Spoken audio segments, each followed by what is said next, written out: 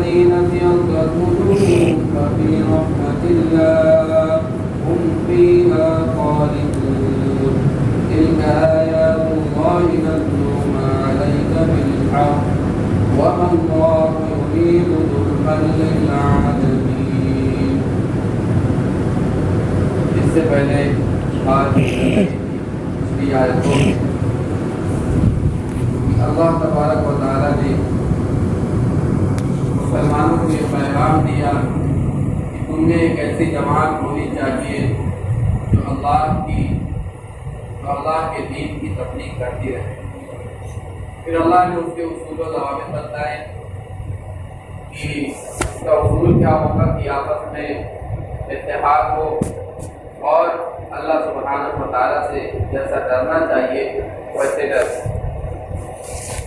پھر اس کے بعد اللہ تبارک و تعالیٰ نے آیت نمبر 105 میں فرمایا کہ اولئک لہم عذاب عظیم.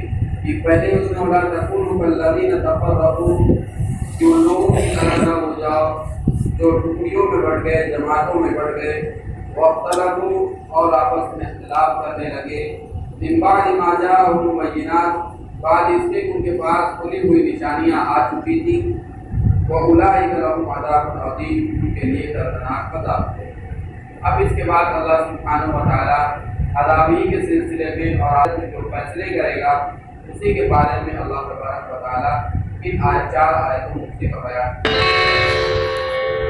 تو یوم تبیض وجوہ وتسود وجوہ کہ اس دن کچھ سفید چہرے والے ہوں گے, وتسود وجوہ اور کچھ سیاہ چہرے والے ہوں گے, کالے چہرے والے ہوں گے. وَأَمَّا الَّذِينَ اسْوَدَّتْ وُجُوهُهُمْ تو بہرحال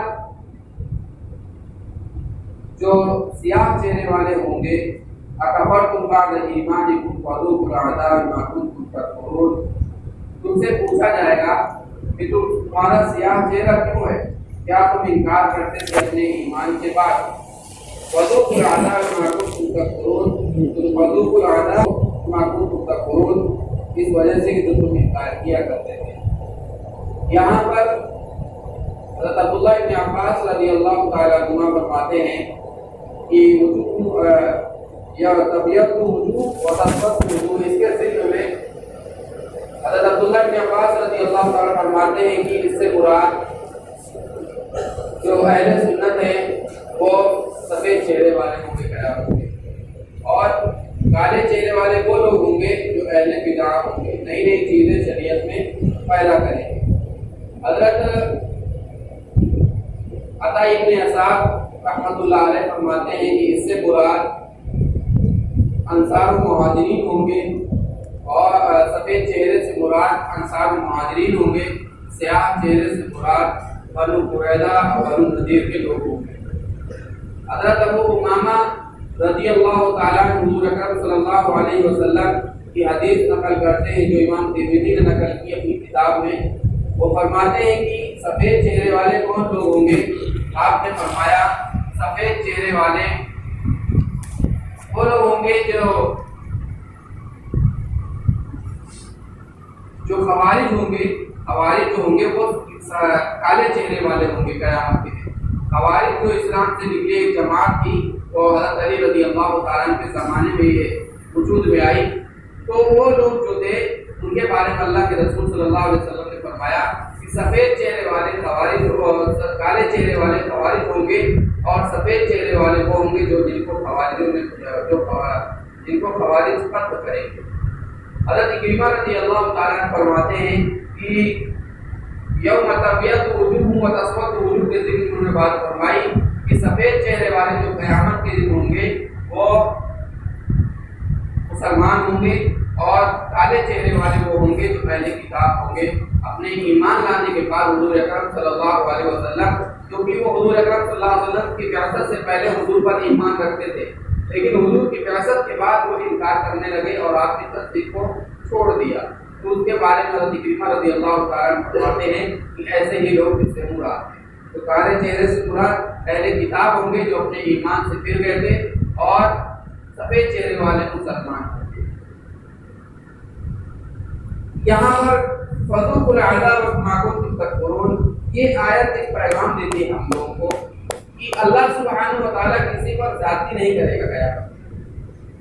आमाल का बदला और जो आमाल सालिहा होंगे उसकी सज़ा, और आमाल सू जो होंगे, जो बुरे आमाल होंगे उसकी सज़ा क़यामत के दिन मिलेगी।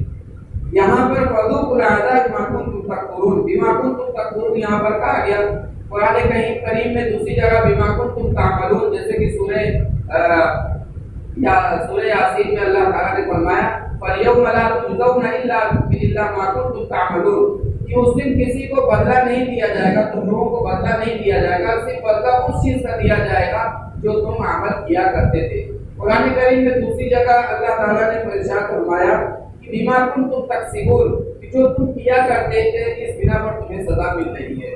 और दूसरी जगह यहाँ पर अल्लाह ताला क्या कह रहे हैं, बिमा कुन्तुम तकफ़ुरून, जो तुम इनकार किया करते थे इस वजह से तुम्हें फज़ूक़ुल अज़ाब तो अज़ाब चखो। यहाँ पर एक बात वाज़ेह हो जाती है, और बल्कि इसके बाद जो आयत आएगी 2 आयत, उसमें भी इसका इज़हार है कि अल्लाह सुब्हानहू व तआला अपने बंदों पर ज़्यादती नहीं करता, बल्कि बंदा अपने ऊपर ही ज़्यादती करता है।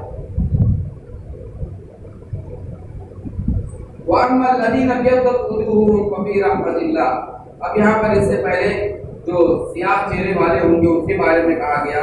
अब जो सफेद चेहरे वाले होंगे, नूरानी चेहरे वाले होंगे और अल्लाह के यहाँ उनके चेहरे पर नूर होगा, उनके बारे में क्या कहा जा रहा है, फ़अम्मल लज़ीना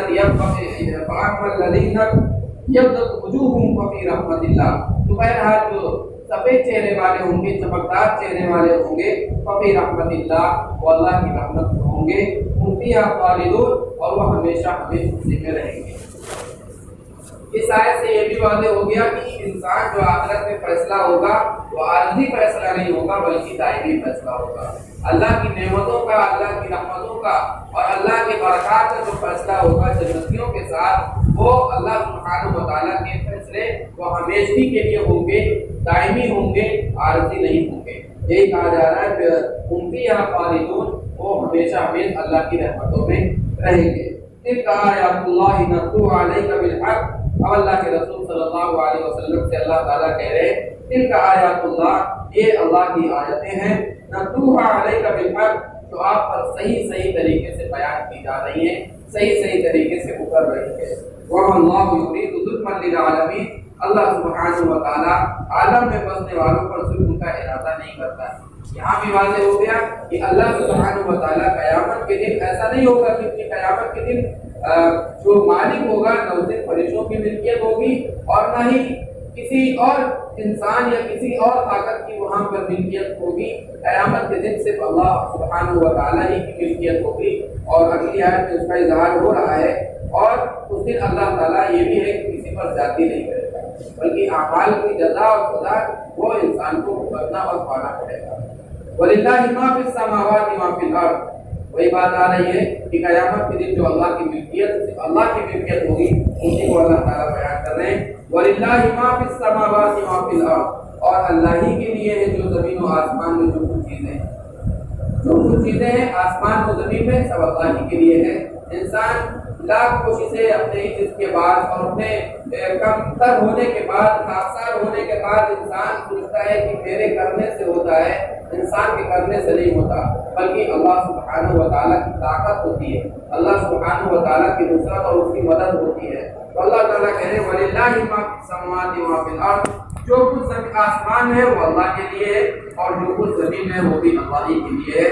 व इलल्लाहि तुरजउल उमूर, और तमाम उमूर और तमाम मुक़द्दमात उसी की तरफ लौट कर जाना है कि अल्लाह ही की तरफ तमाम मुक़द्दमात और तमाम फैसले उसी की तरफ लौटेंगे। अल्लाह ताला